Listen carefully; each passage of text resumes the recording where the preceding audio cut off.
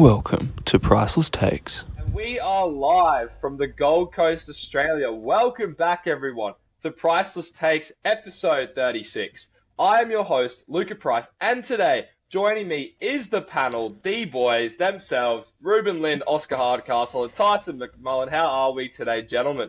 Very well, thank Very you. good. I'm That, great, Brad.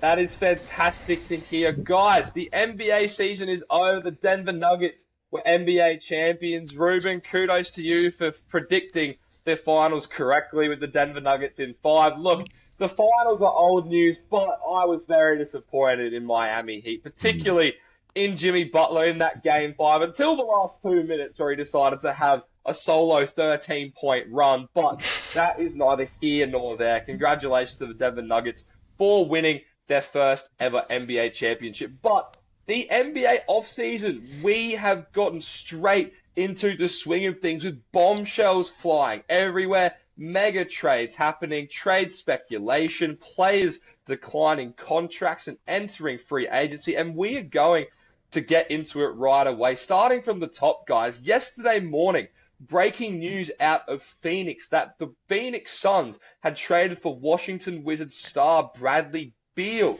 in a blockbuster trade. Bradley Beal chose Phoenix over other potential suitors, notably such as the Miami Heat and the Milwaukee Bucks, but he waived his no-trade clause for the Suns. Washington, in the deal, received Chris Paul, Landry Shamet, along with multiple second-round picks and pick swaps, while the Suns received Bradley Beal, Josh Goodwin, and Isaiah Todd. Now, Bradley Beal has not played more than 60 games since the 2018-19 season and is currently in the middle of a 5-year, $251 million max contract. So, to pair him with DeAndre Ayton, Devin Booker, and Kevin Durant is quite the nucleus. But, Tyson, I'm going to go to you first. What is your initial thoughts on who won this trade, and how do you think Beal fits in with the Suns on a scale of 1 to 10? I don't know if there's a way to if there's a certain way to say who won because Wizards are in a poverty state at the moment. Um, they don't really have much going for them. Chris Paul, I've heard rumors he might get bought out, but also I've heard that the Wizards aren't in any rush. Um, but in terms of players, Suns got a very good, very good guard, former All-Star. But I'm just not sure how it's going to fit with, 3 ball dominant players. We saw Beal go for his 30-point season, but he was very ball dominant at the time. So I don't know how it's going to fit well. Unless Devin Booker moved to the point or something, or I really don't know. But I have to rate it maybe, I don't know, maybe like a 6 out of 10, if I'm being honest. I Yeah, personally, I would I go 6. disagree.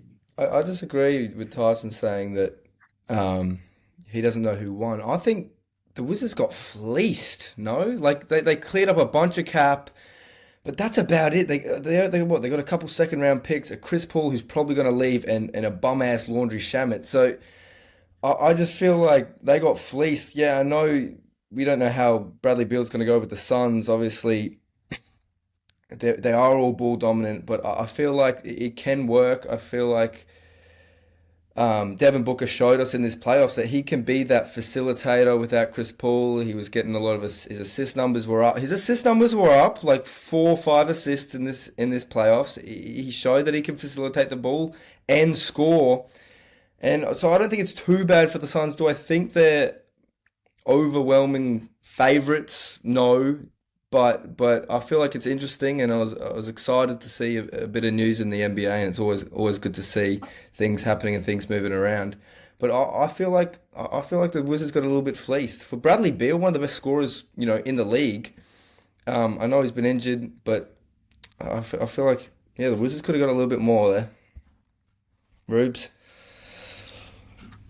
Well, I personally think I don't think I kind of agree with Tyson. I don't think there were any winners in the trade. I think they were both losers. Why the Wizards lost? They lost their star player, who's a key scorer for them.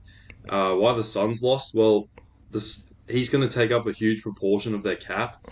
Because I think like with him, KD, Booker, and Aiden all combined, it's already at $163 million. So how are you going to spend that on the rest of your roster when you lack depth in the last season? And I think as Tyson said as well, like they all share the same role of a scorer. Like I agree with Oscar, there were small glimpses of Devin Booker being able to be that facilitator, floor general, but I don't think he's done it long enough to be able to consistently do it throughout an entire season. So I think that's going to be a problem too. I think if the Suns were to be a contender next season, they got to really improve on their defense. Because I think that's what really cost them last season, not having that defense. So what would I rate this trade out of 10? Probably 2 or 3 out of 10 because I didn't see any winners out of this. Hmm. Yeah, listen, for me, I understand what you're saying, Oscar, but Devin Booker can facilitate, but Devin Booker is not a point guard.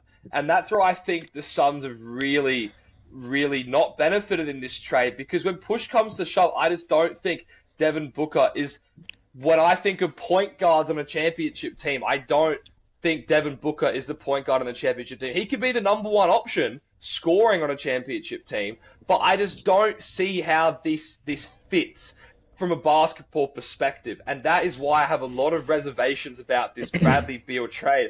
I look at the defense, like you said, Reuben, and Frank Vogel, his bread and butter is his defense. So I think that if there's one thing that he can do is that he can hopefully get these guys playing some defense because Devin Booker is, in my opinion, he is a great defender. Like we saw him take defensive matchups and I think he can actually defend at quite a high level. Now, Beal, KD, and Booker, injuries. This is the other thing with injuries. Bradley Beal played 82 games in 2017-18. Then he played 60. Then he played 50 this season. And he played 57 in another season. He hasn't been able to stay healthy. Now, part of that could be, maybe he's rotting away in Washington. But I just really, really do not think that Phoenix needed to pull the trigger on this trade. You have a core of Booker and Durant. Durant is one of the best scorers to ever play the game of basketball, and he still operates at an extremely efficient level. And Devin Booker is a top 10 player in the NBA. You have 2 top 10 players in the NBA, and I believe that if you put the necessary pieces around them, you have your championship nucleus right there. But with this, I think Phoenix needs to go and get rid of DeAndre Ayton. And I'm going to say that right now. I do not think he needs to be in this team at all. 1, because he chews up so much of the salary. And 2, because I just think he's the odd man out now that they have these 3 players. Because he's not an excellent rebounder. He's not an excellent defender. And you don't really need him to score because you have these other 3 guys. So if Phoenix are able to find a trade partner for DeAndre Ayton, then I would like this trade a lot more because I don't realistically know who they can sign on the free agent market that's really going to make a difference for them. But overall, I don't think Bradley Beal fits in with the Suns at all. I think him and Devin Booker are too similar of players and they do not gel together and it's not going to be conducive to championship basketball. I don't see Phoenix getting out of the second round with this team. I think you're not giving them enough credit. You know, you've now got the three very, very, very efficient scorers on your team, if not the most efficient scorers in their respective positions. Say Bradley Beal's not efficient.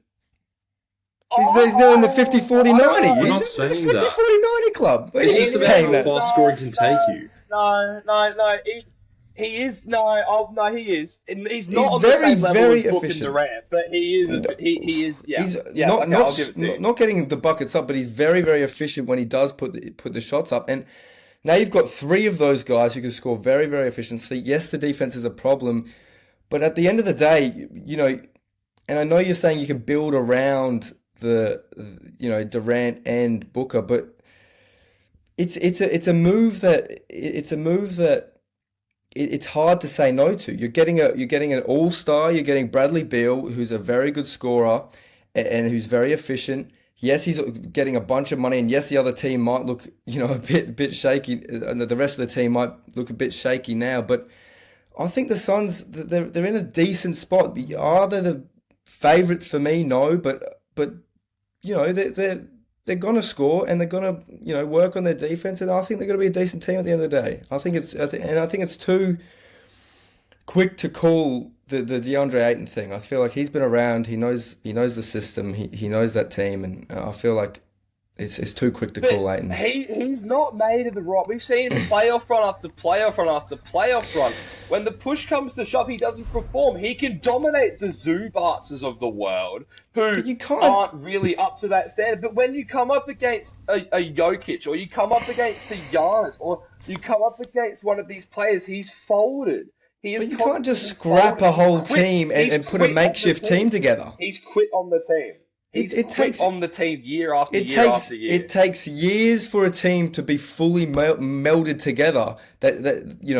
To be fully, with the chemistry and all that. Well, don't say that, because they've just gone and just chucked everything in one basket. So what are you going to do? Chuck the rest of the team out? What are you going to do? Chuck the rest of the team out as well? You might as well. Yes, you might as well at this point. It's not. I just think it's smart to give it an 8 in this quickly. Just personally. I'm just really unsure about Aiden. Yeah, because he didn't really seem too keen to be on the team. But the first point of call can't be to chuck out the whole team. Well, when you have 4 players taking up your whole salary cap, yes, I believe it can be the first point of call, because that's something Phoenix have obviously had to consider. I feel like Phoenix management is not just making this trade and being like, we're going to roll with these 4 players and then just fill it up with a bunch of G Leaguers. I think they have a plan in place, and I think they are going to try trade DeAndre Ayton, is what my gut is telling me. Otherwise, it doesn't make sense going to get Bradley Beal if they weren't at least go and explore the possibilities of trading DeAndre Ayton, considering how the last 3 playoff runs have ended for Phoenix with him. I just think we've seen it, but we saw Kevin Durant in Golden State with some stars around him, a lot of money into those stars as well, and some average players around them, and it's worked for him before. And I know it's Steph Curry, and I know it's the best player on earth and all that, but it's worked for them before. I mean, what have we seen from the last 3 years as champion? Oh, sorry. I'll just quickly say, the Nuggets won this season because they played as a team that had different players stepping up for them. Same with the Golden State Warriors. I know Jordan Poole hasn't done much, but we had Jordan Poole stepping up in special moments. We had Andrew Wiggins, Klay Thompson, Steph Curry all doing their roles. We even saw with the Bucks. Giannis was carrying for 3 quarters, and then Chris Middleton would close. Brook Lopez would be the rim protector.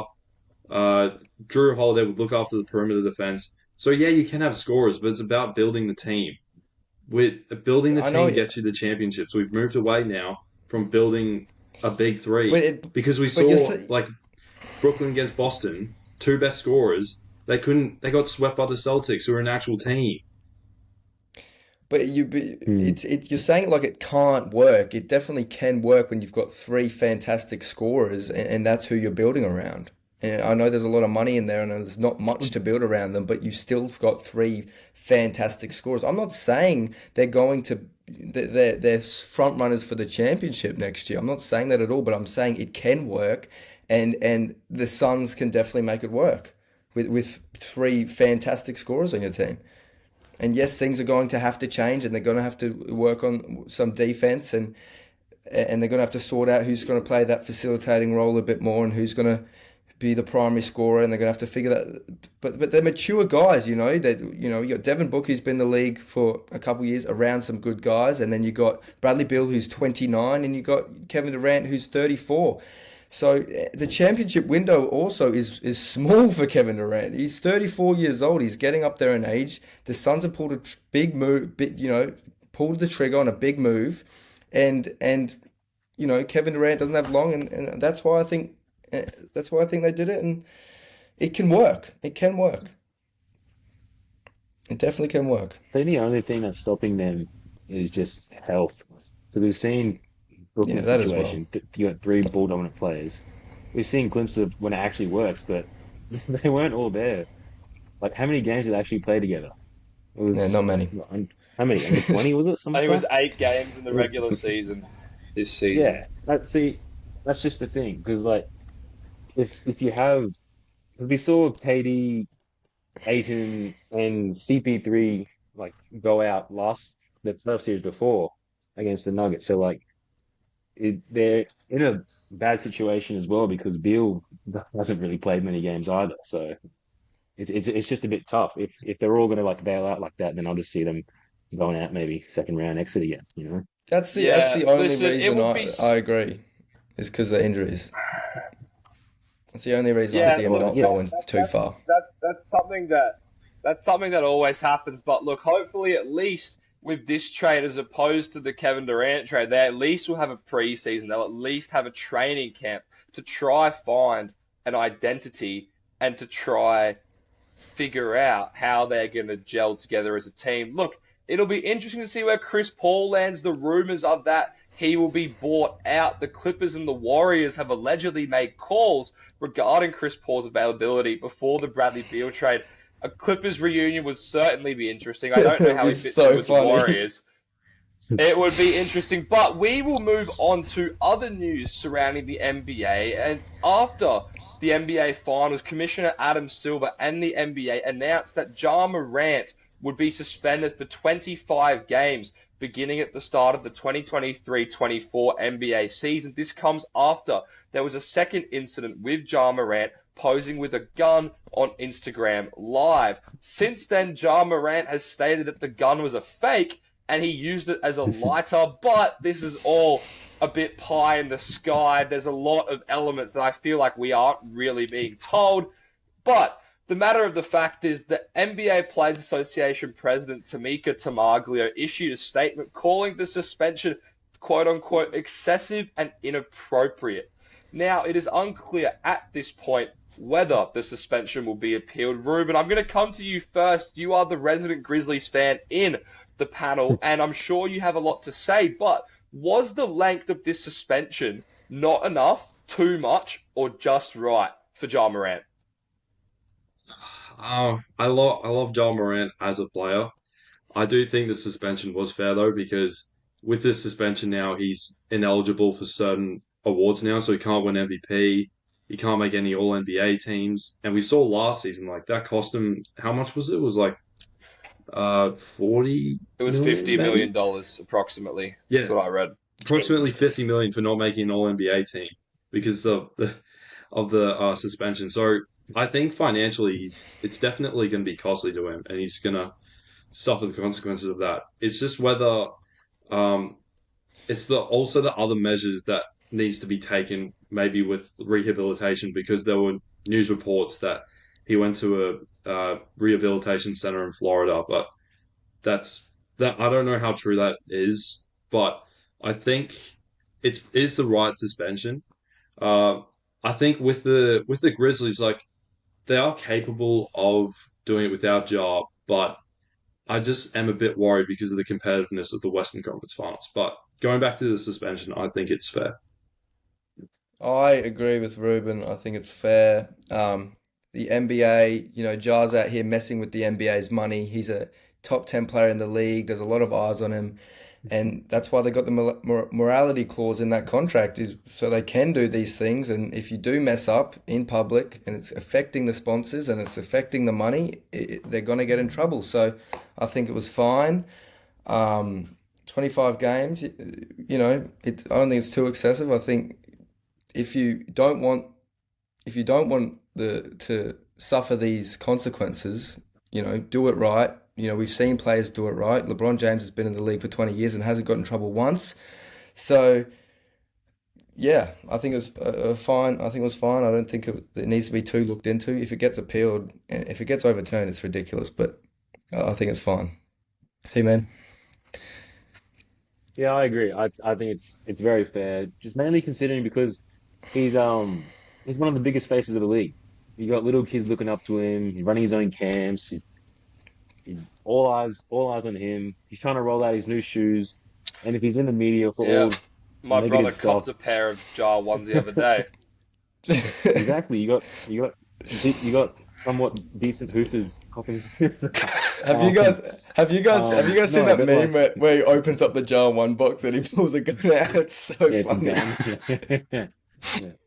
No, but like, I mean, it's fair because he's trying to promote his image, but all the bad publicity is going against him. He's not doing the right things, and that in turn, like him pulling guns out on Instagram, the kids gonna look up to him, say, "Oh, I'm gonna do the same thing, pull out a gun." Yeah, that's it. It's Even if just it not was a good when you're fake, trying to even be a big, yeah. that's it. Even if it was a fake, Even if it was you're a fake, you're posing around like it's a cool thing to do, just holding up a gun Yeah. and dancing to music. There's kids watching you, and so and NBA there's a huge sponsors difference aren't going to between be happy. buying a regular Bic lighter and a gun lighter. Yeah, yeah. Like, why not just go the Bic lighter? No, Yeah, the mate. gun because I don't know, it's just obviously Yeah. appealing. But oh no, I think it's fair. I think it's very fair. Yeah, listen, there's a lot of elements when I look into this. I look at the fact that Ja Morant had the first incident and was suspended for 8 games and went to counselling in Florida because we don't really know if he went. It seemed like he might have drove through, said hello, and then left because Just clearly drive through. whatever counselling he didn't work because he did it a second time. Now, whether it was fake or not, Oscar, you brought up the point, is it still sends the wrong message. And even if it was a fake, you're still like portraying that message of the life you want to live. But does the 25-game suspension, is that going to deter Ja Morant enough for the future and acting like this? Because it's costing the NBA money. It's going to cost him sponsorships. He was very fortunate that Nike kept him. Powerade dumped him. But Nike said they were going to support him. And I think it's okay. I think if it had been any less than 25 games, I would have had more of a problem with it. But if they had suspended him for half the season, I wouldn't have had a problem with it, personally, because it was a Pete offence.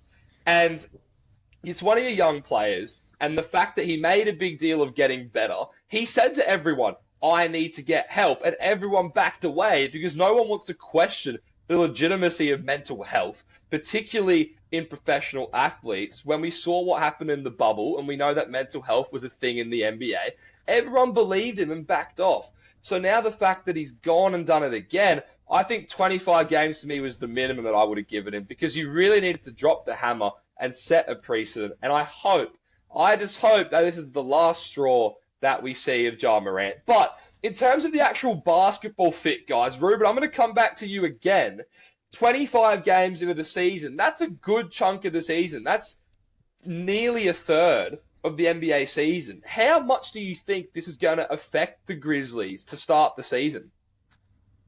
I think it could a lot because last season without Ja they were 11-10. I checked just before I got on, and I think the season before they were 18-7, which I think Ja at the time he was considered in discussion of the MVP, but because uh, they had that amazing record without him, he was kind of disregarded. But back on topic, I look at the competitiveness of the Western Conference. Like I look at the Denver Nuggets, they're not going anywhere. I look at Golden State, they're going to look to improve. Like Phoenix Suns acquired Bradley Beal, they're going to do decent in the regular season. The Sacramento Kings, Thunder, Lakers like too, yeah. the West You're is stacked, forgetting a and when you couple have teams, Rose. That's all right. oh no, I know. I'm just saying. There's a lot of teams. The Like main one from I LA, can name Lakers, most of the yeah. Western Conference and they're competitive, but yeah, I am quite concerned. I think if the Grizzlies manage to be a 500 team by the time Ja comes back, I think we should be okay. But anything lower, then we could be in trouble. Like, it's hard to know, but I think we would be in trouble. I think they're going to find that they're going to miss him. I feel like they're going to really, really miss him. And when he comes back, they might start, being able to get into their flow of things. And then you add someone like Ja Morant, who changes the whole dynamic of the team. They're gonna struggle for that first bit of the season, I feel. And if they get 500, I feel like you should be happy with that because he's such a big part of that team, and he's a massive scorer, and the Grizzlies as a franchise, as a business, are definitely going to miss him as well because I feel like ticket sales are going to be low for the first third of the season for him as well. So Mm, yeah, I think it's going to impact that whole franchise there. mm. Oh, definitely T-Man? will because although you've seen Tyus Jones step up and obviously then play pretty well without your point guard, but he's still one of the best guys in the league. Obviously, it's not ideal to have him out for a third of the season, so it's definitely going to hurt for sure. He's got to get back into the scheme of things, getting back in rhythm, bring the culture back, the energy, the vibes. It's a lot, it's just a lot to get him back on track. But yeah, I think yeah, it will hurt. also looking at it from a different perspective, I know we all agree with the 25 games. Keeping someone out of their profession and their love for that long, it can impact them worse. It can impact them Yeah, worse. I it know if could. you, He'll still be around the team though. He's just suspended from playing. He's but that's your passion. You've grown up your whole life wanting to be in that spot, and now that it's taken away from you, and if you fall back into the pattern of being around these guys and doing these things, it can negatively impact. I think 25 games is perfect, though. I think if it was any longer, you could have a discussion about that. I think if it was any shorter, it doesn't prevent as much as it should, and so I think it's great. But it's just a little something that you can think about as well. yeah. No, I agree. Why it wasn't any longer. I do agree. Look, but the Grizzlies themselves, look, they want a playoff game without Ja Morant. They beat the Lakers in game 2, and like Ruben said, they're 37 and 24 without Ja Morant all time. So we know what they bring to the table. Particularly, we saw in this season, we saw Jaren Jackson really find his offensive groove. He won the Defensive Player of the Year. I expect him to continue improving. I also look at someone like Desmond Bane, who knowing he can get hot, and he's a good three-point shooter. And Tyus Jones is one of the best. He might be the best backup point guard in the league for what it's worth. He's led the NBA in assist to turnover ratio for the last 4 years. So I think knowing that Ja Morant's going to be out for 25 games, Memphis will be able to prepare. And obviously scheduling matters, but I think they will be above 500 when Ja Morant returns in 25 games. They might not be much above 500. I'm not saying they're going to go 21 and 4, but I would expect to. I would. If you told me they were going to be 14 and 11, I would say I completely buy that because I think that they're still a talented team and they have a lot of depth. That's the one thing that they did pride themselves on. But I do want to see Memphis be a bit more aggressive in this offseason.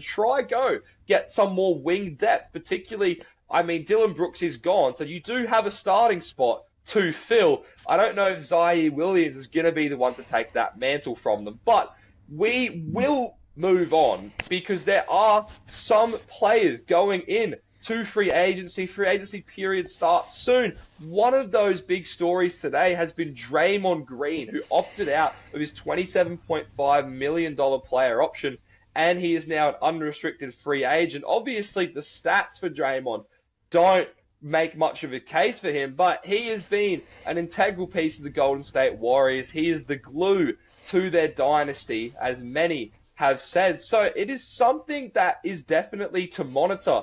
We understand that he has a great relationship with LeBron James. The Rich Paul, the CEO of Clutch Sports, is his agent. So there's been speculation he might go to the Lakers. But in my opinion, and in many people's opinions around the NBA, there is a widespread belief that Draymond Green could help a championship contending team. So it's unclear. The Warriors, from all reports, will look to re-sign Draymond Green. Maybe they want to sign him on a friendly team deal. We don't really know. This is mainly just to see what teams are out there. There's been a lot of reports. But, Oscar, I haven't come to you first at all this episode. So, firstly, will the Warriors re-sign Draymond Green? And if you were the GM, what would you want to do with Draymond? What would you want to do with him?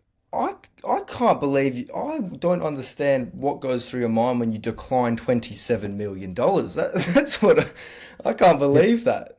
That is crazy to me. But I think there's a lot of interest in Draymond. You know, we've heard obviously he's got that LeBron link. He doesn't wash himself after he plays LeBron, and and I think Dallas, I think at one point had an interest in Draymond Green, and so there is a lot of interest around him, and I think he will get a few offers out there. But the history he has with the Warriors, I don't see him leaving. I feel like they're going to sign him, to a maybe a bit longer deal. I don't know what they're really going to do with him, but I don't see Draymond as not a Warrior. So I think he will get re-signed.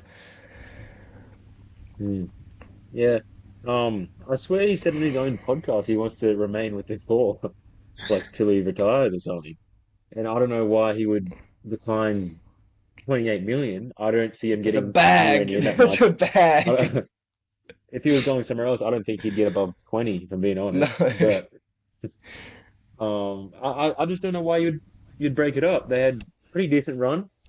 Definitely can improve. You got young Jonathan Kuminga coming up on the rise. Although the altercation with Jordan Poole didn't help, but And that's really what I'm getting at, because there's been a lot of talk about this The thing. Pool's a bum. And this is what we're saying, but if you're the Warriors, I feel like you have to move one of them. They said the whole season that it plagued them. Like, you heard them say that there was something just not right from that incident. So could the writing be on the wall for Draymond, or are they going to move on from Jordan Poole? Ruben, what do you think?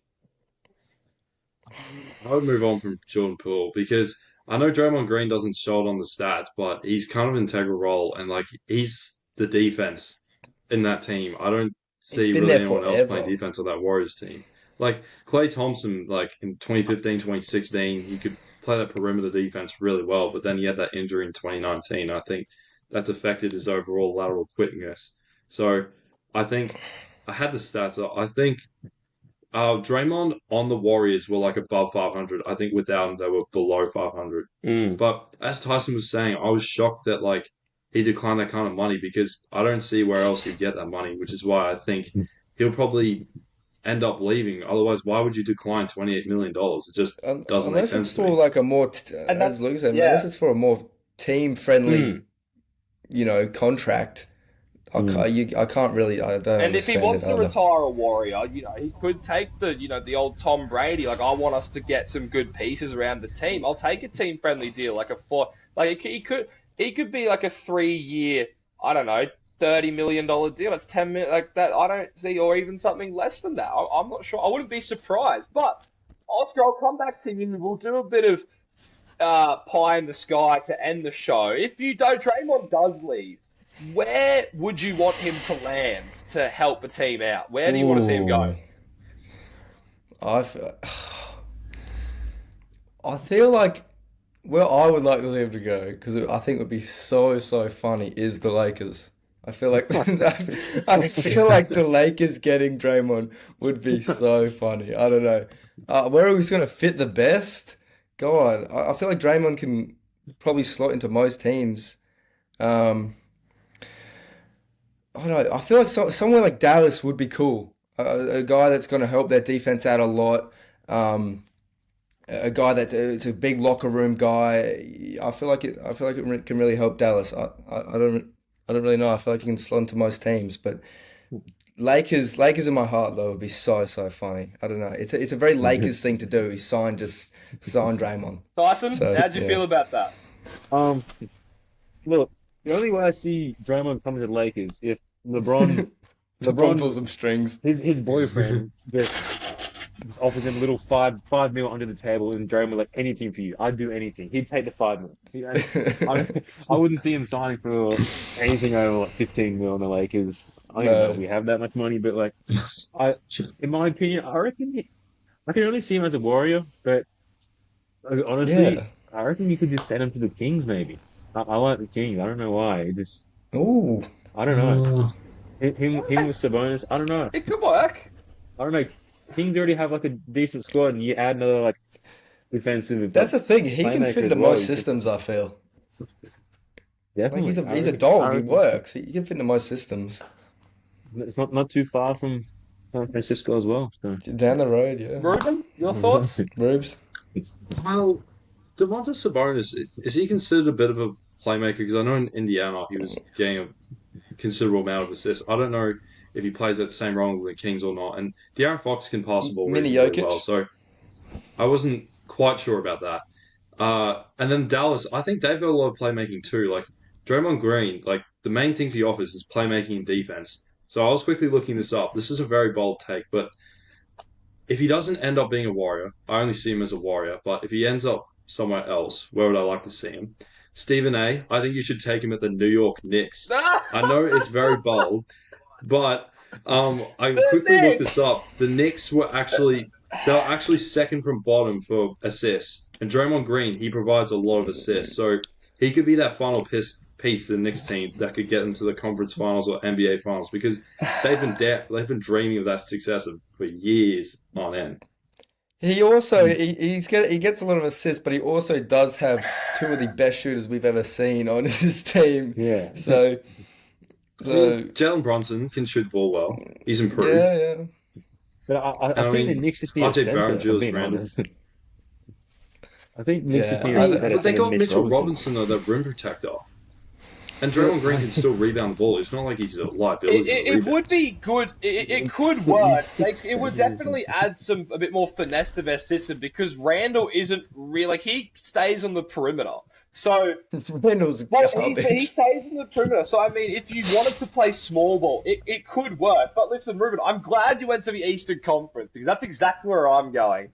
And I think this would be a great fit. It's a young team that's looking to contend and needs some veteran voice. I would love to see him go to the Cleveland Cavaliers and go play with Darius Garland and Donovan Mitchell because I think you have It looks so you weird have though. a great defensive player in Evan Mobley who could also be on the court, but I don't want to see Jarrett the lights are too bright Allen on the court much longer for the Cleveland Cavaliers after the way he performed in the playoffs. And I think that you could potentially move Mobley and Draymond, and that would be a nice little combination with how well Mobley protects the rim. So I think he will provide a lot of guidance to Donovan Mitchell and Darius Garland. We know they are absolute ballers, and they didn't have a veteran voice in the playoffs. They got smoked by the New York Knicks in 5 games. So that would be somewhere for me that I think Draymond would fit as a basketball fit, but he'd also have a good positive impact on the locker room. That's just my 2 cents. I couldn't see Draymond in Cleveland colours. They need a new king. I couldn't see him in Cleveland colours. I couldn't That see would him be in the those ultimate colours. betrayal story. It would be. It would be. Cleveland, this is for Look, you. I'm sure LeBron will be able to Bro, this pull is- some strings to get into Cleveland as well. He's on a fair bit of pull there, so... Look, I just think it don't makes know. sense. Out of all these teams, it makes sense. The only other team... It makes sense. I just don't think you Look, can't betray the Warriors Look, like that. I don't think. I don't know. Look, but listen, the other team that's really been floating around is Portland. I wouldn't want to see him go to Portland. That just doesn't make sense to me. But that's also because I want to see Dame leave. But look, Boring. that is the start of the free agency news. There's going to be many more dominoes to fall. We have James Harden on the free agent block. We have Kyrie Irving on the free agent block. We're probably going to have Chris Paul on the free agent block.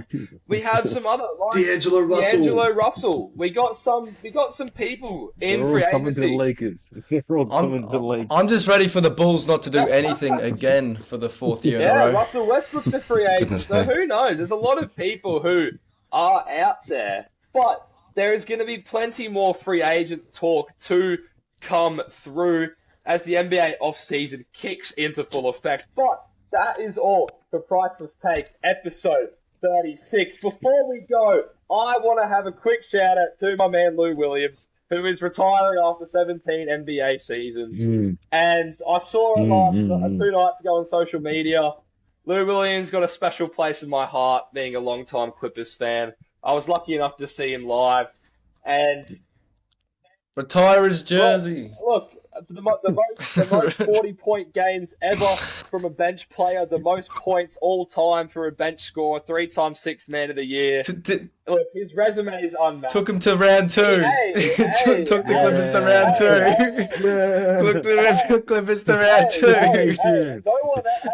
LeBron was only able to take 1 game off the Kevin Durant-led Warriors, and Lou Williams took 2 games off him. So you got to give him some props. You got to give him some props for that. But Give him the banner. Took them to round 2, baby.